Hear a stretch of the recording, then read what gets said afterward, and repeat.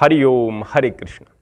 अक्सर एक मान्यता है कि अपनी कोई भी चीज यदि छूटती है तो तकलीफ होती है, लेकिन आपके शरीर में पैदा होने वाला रोग वह तो आपका अपना ही है, आपके शरीर में पैदा हुआ है, लेकिन फिर भी आप उसे दूर करना चाहते हैं। और यदि दूर हो जाता है तो आपको खुशी होती है।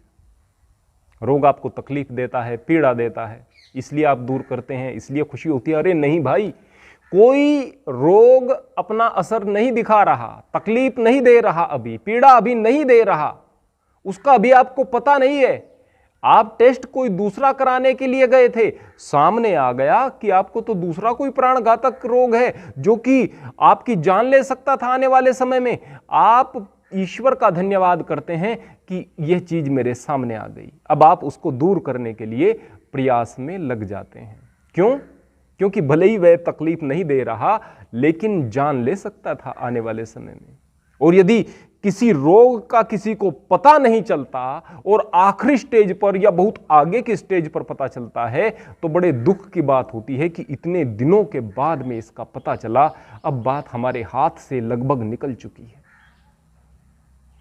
ठीक इसी प्रकार हमारे जीवन में कुछ रिश्ते होते हैं जो कि एक बहुत बड़े जीवन के रोग होते हैं। और कमाल की बात यह है कि हम उन्हें दूर नहीं होने देना चाहते। जो आपके वास्तविक अर्थों में अपने लोग हैं, वो आपकी भाषा या आपकी बोली या आपके शब्दों को ही नहीं, आपकी खामोशी को भी समझते हैं,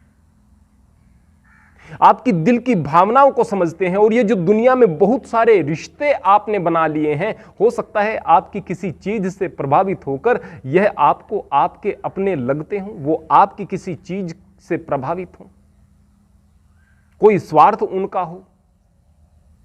लेकिन जैसे जैसे किसी दूसरे व्यक्ति ने उनके कानों में आपके खिलाफ कोई बात डाल दी और झूठ मूठ के तथ्य भी प्रस्तुत कर दिए, वह आपसे खिलाफ हो गई, आपसे नफरत करना उन्होंने शुरू कर दिया। अब आपको तकलीफ हुई है, तो मेरा आदमी था, इसके सामने तो ये झूठी बात चली गई। आपने जाकर के सफाई दी, वो रिश्ता किसी तरह से रिपेयर हो गया, पैबंद लग गया उसमें वहां पर। लेकिन फिर इसी प्रकार की घटना आई, फिर आप सफाई देने पर लग गए। बार बार सफाई देते हुए आप अपने आत्मबल को खो दोगे, अपनी औकात को खो दोगे, अपनी वैल्यू को खो दोगे। वास्तव में ऐसे लोग जो कान के कच्चे लोग हैं, जो वास्तव में आपको सही अर्थों में समझते ही नहीं, केवल लोगों के कहने के अनुसार उनकी आस्थाएं बदलती रहती हैं, ऐसे आदमी जीवन के वो रोग हैं जिनके चले जाने से आपको तकलीफ नहीं होनी चाहिए। अच्छा हुआ कि किसी व्यक्ति ने झूठ मूठ आपके खिलाफ बात कर दी और वो आदमी आपसे दूर हो गए। ये रोग दूर हो रहे हैं आपके। जितने ज्यादा समाज में आप संबंध फैला लेते हो, उतनी ज्यादा जिम्मेवारियां बढ़ा लेते हो, उतने ज्यादा दायित्व बढ़ा लेते हो, उनके बारे में ज्यादा सोचते हो। दिमाग में केवल वो लोग भरे रहते हैं, यह संसार भरा रहता है। न तो तरक्की की बात बहुत गहराई से सूझती है, न परमात्मा की बात गहराई से सूझती है। ये लोग आपकी ऊर्जा को खाते रहते हैं। इनके द्वारा कही गई बातें, इनके द्वारा किया गया कई बार ऐसा व्यवहार जो आपके लिए अनपेक्षित था, आपकी ऊर्जा को खाता रहता है। जब इनके मन में गलत फहमियां पलती हैं, फिर आप उन्हें दूर करने के लिए ऊर्जा लगाते हो। आपकी सारी वो ऊर्जा जिससे कि जीवन में आप चमत्कार कर सकते थे, इन कार्यों में समाप्त होती रहती है। ऐसा मत करो भाई, ऐसा बिल्कुल मत करो। जो इस तरह के लोग जाते हैं, उनकी छटनी होने दो। मायने यह नहीं रखता, बिल्कुल मायने नहीं रखता कि आपके पास में हजारों रिश्ते हैं, हजारों संबंध हैं, हजारों लाखों लोग आपसे जुड़े हुए हैं। समाज में आपने एक रुतबा बनाया है। इस फेक रुतबे से बहुत बेहतर है कि आपके 4-5 ऐसे संबंध, 10-12 ऐसे संबंध हों जो कि आपको दिल से समझते हों, जिन्हें आपकी कद्र हो, जो कि आपकी भावनाओं को समझने वाले हों, जो सच्चरित्र हों, जो अच्छे लोग हों। ऐसे लोगों से यदि आप संबंध रखोगे, न केवल मानसिक शांति मिलेगी आपको, न केवल मानसिक शांति मिलेगी, बल्कि ऐसे लोग आपकी तकलीफ में आपके काम आएंगे। जब आप गिर रहे होंगे आपको उठाएंगे, जब आप गलत रास्ते पर होंगे तो आपको रोकेंगे, बस आपका दिल से भला चाहेंगे।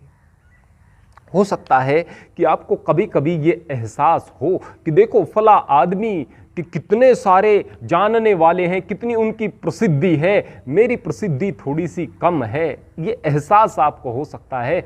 लेकिन प्रियजनों, मैं आपको बता दूं, ऐसी फेक प्रसिद्धि से कोई लाभ नहीं, कोई लाभ नहीं जो कि आपके जीवन की शांति का हरण कर ले।